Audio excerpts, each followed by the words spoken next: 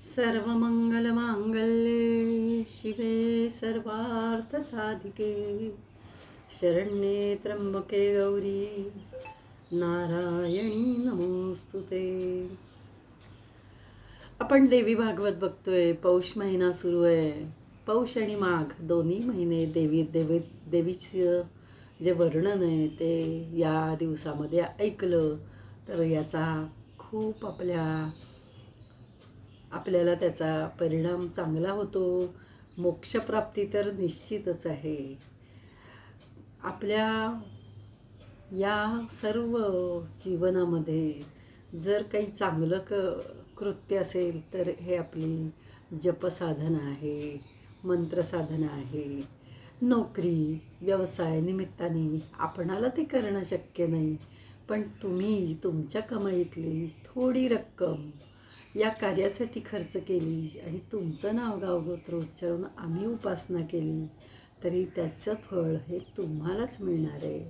तेव्हा आमच्या सर्व जपसाधनेच्या सर्व उपक्रमांना सर्वजण जोडले जा अशी मी आपणा सर्वांना विनंती करेन। आणि आता आपण स्कंद पहिला आणि अध्याय 3 बघणार आहोत। पुराणांची संख्या व व्यास किती आहेत ती सांगतात।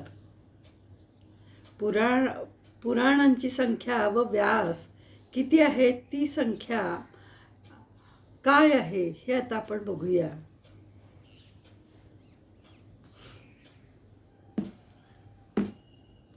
ऋषींनी ती विनंती ऐकून सूत म्हणाले, अहो मुनिजन,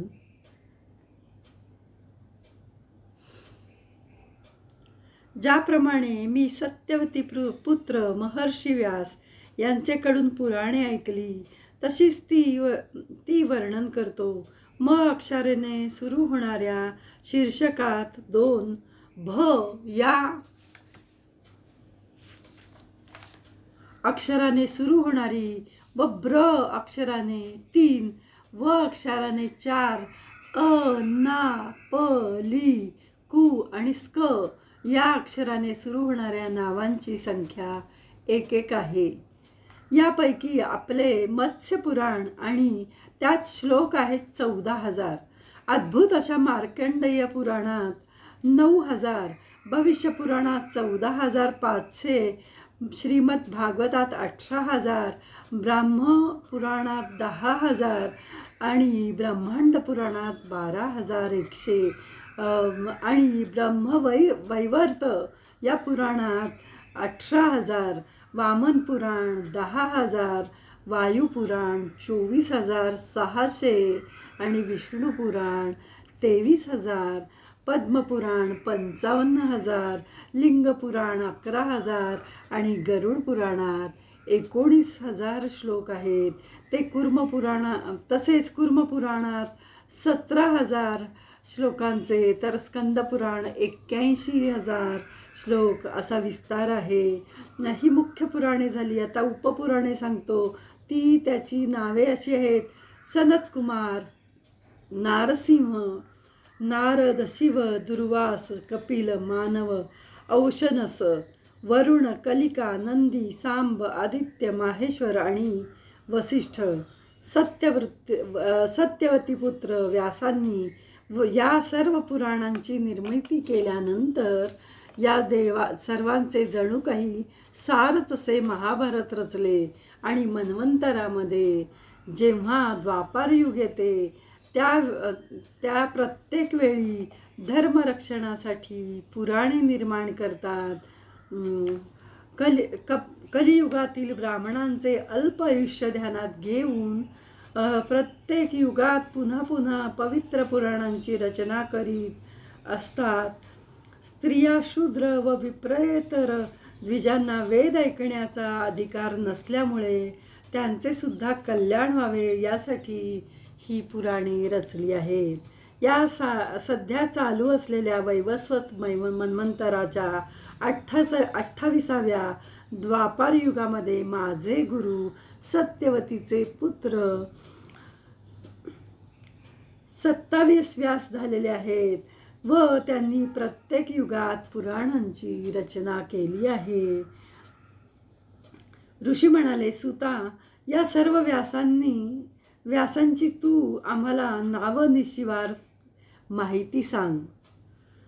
सूत सांगू लागले, पहिल्या द्वापारी ब्रह्मदेव स्वतः व्यास झाले, दुसऱ्या द्वापारात प्रजापती, तिसऱ्या द्वापारात शुक्राचार्य, चौथ्यात बृहस्पती, पाचव्यात सविता, सहाव्यात मृत्युदेव, सातव्यात मघवा म्हणजेच इंद्र, आठव्यात वसिष्ठ, नवव्यात सारस्वत, दहाव्यात त्रिधामा, अकराव्यात त्रिवृष, बाराव्यात भारद्वाज, तेराव्यात अंतरिक्ष, चौदाव्यात धर्म, पंधराव्यात त्रयारुणी, सोळाव्यात धनंजय, सतराव्यात मेधातिथी, अठराव्यात व्रती, 19व्यात अत्री, 20व्यात गौतम झाले, 21व्यात हरियात्मा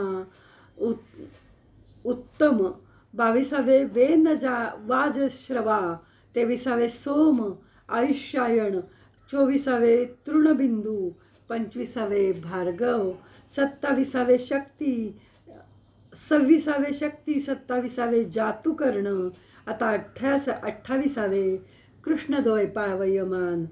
ही त्यांची नावे आहेत. जर कुठे नावात वेगळेपणा दिसला तर वेगळ्या कल्पातील समजावा. कृष्णद्वैपायनांनी जे मला ऐकवले ते दुःख व पापे यांचा नाश करणारे श्री भागवत पुराण होय. हे कामना पुरविते, मोक्ष देते आणि वेदार्थाचे भांडार आहे. ते सुरस तर आहेच, पण आगम तंत्रशास्त्रयुक्त व मुक्ती इच्छिणाऱ्यांचे आवडते आहे. असे हे अत्यंत शुभ असे पुराण व्यासांनी त्यांचा पुत्र शुक याला ऐकविले.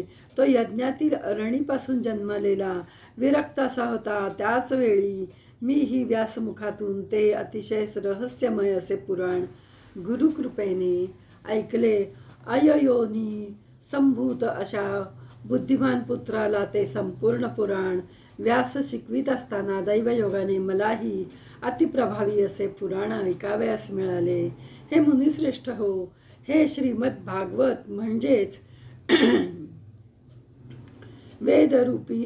वेदरूपी कल्पवृक्षाचे फळच आहे. या भयंकर अशा संसारातून तरुण जावे या इच्छेने अनेक सुरसाख्याने कानरूपी पेल्याने प्राशन केली. कलीच्या भयाने तो अद्भुत कथायुक्त मुक्त न होणारा असा कुणी या भूमीत असेल का? महापापी वेद विरहिताचारभ्रष्ट असा मनुष्य जर कोणत्याही निमित्ताने का होईना हे ऐकेल तर तो सुद्धा अनेक सुखभोग भोगून अंतकाळी योग्याप्रमाणे देवी भगवतीच्या प्रसादाने चिरंतन गतीला जातो. ही भगवती कुणाच्या हृदयात प्रकट होते असे विचाराल तर ती त्रिगुणा हरिहरांनाही अगम्य अशी विद्यारूपिणी, समाधीशिवाय न दिसणारी, पण या पुराणावर प्रेम करणाऱ्या आणि आवडीने ऐकणाऱ्या सर्वांच्या हृदयात मात्र ती स्वतः प्रकट होते. निर्दोष असे मानवी शरीर मिळून सुद्धा या संसारातून तरुण नेणारे जहाजच अशा सौख्य आणि मुक्ती देणाऱ्या कथेचे जो श्रवण करणार नाही त्याचा दैवानेच घात गेला असे समजावे. 2 कान मिळाले असूनही विषयाच्या आवडीमुळे मी ही कथा न ऐकता मिटक्या मारीत तो परनिंदा मात्र ऐकतो. खरोखरच आत्मज्ञान देणारी अशी कथा हे निर्बुध लोक का बरं ऐकत नाहीत असं सुतांचं म्हणणं आहे. आणि आपण मात्र सगळेजण हे देवी भागवत ऐकूया आणि आपल्या देवी भगवतीच्या कृपेस पात्र होऊया. या देवी सर्वभूतेषु बुद्धिरूपेण संस्थिता. नमस्तस्मै नमस्तस्मै नमस्तस्मै नमो नमः.